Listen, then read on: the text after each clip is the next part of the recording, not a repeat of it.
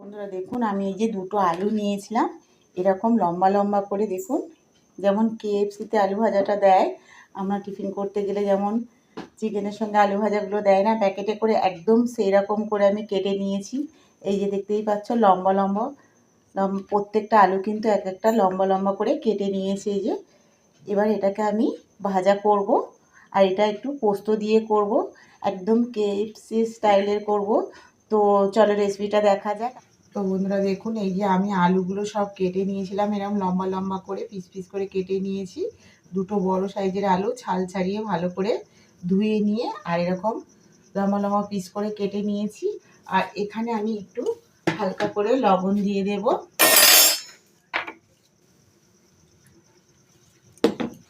Just অল্প একটু, এই যে অল্প একটু লবণ দিয়ে দিলাম, দিয়ে এটাকে একটু মাখিয়ে নেব।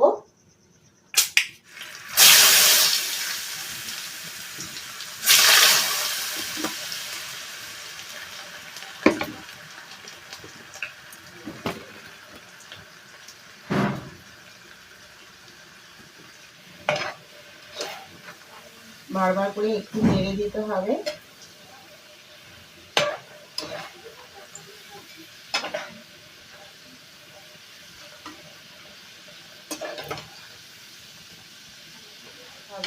তার জন্য আমি এই গরম তেলে অল্প করে পোস্ত দিয়ে দিয়েছি।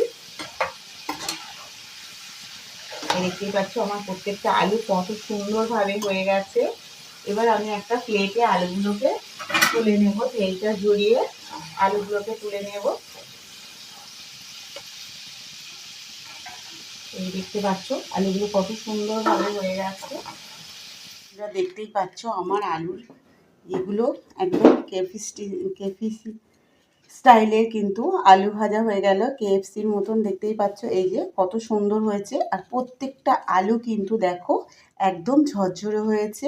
আর এই দেখো এক একটা আলু কত সুন্দরভাবে ভাজা হয়েছে।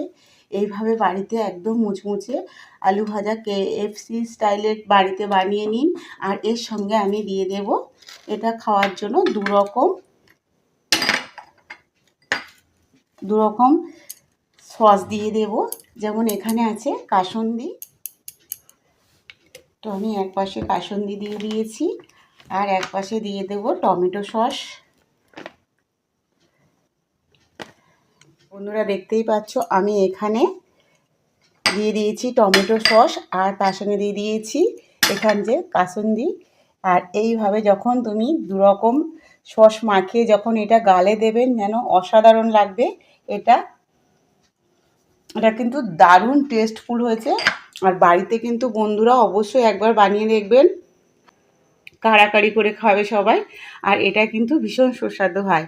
আর এখানে কিন্তু কোনো মশলাই দেওয়া নেই, জাস্ট শুধু একটু দেওয়া আছে পোস্ত আর লবণ। তো বন্ধুরা এইভাবে বানিয়ে নিন বাড়িতে মুচমুচে আলু চিপস। আর এখানে আমি দিয়ে দেবো একটু চাট মশলা ওপরে ছিটিয়ে দেব। তো বন্ধুরা দেখতেই পাচ্ছ এর ওপরে আমি একটু চাট মশলা দিয়ে দিলাম, এটা আরও খেতে সুন্দর লাগবে। আর একটু দিয়ে দেবো হালকা করে মরিচ গুঁড়ো, জাস্ট অল্প একটু ওপরে ছিটিয়ে দিলাম, দিলে কিন্তু এই ভাজাটা খেতে আরও সুন্দর লাগবে।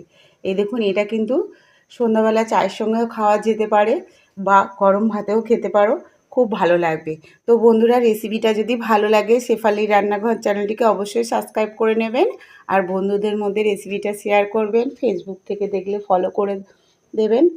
আর কমেন্টে অবশ্যই জানাবেন বন্ধুরা কেমন হয়েছে রেসিপিটা, আর কে কোথা থেকে দেখছো অবশ্যই জানিও কমেন্টে। তো সবাই ভালো থেকো, আর বাড়িতে অবশ্যই একবার বানিয়ে দেখবে।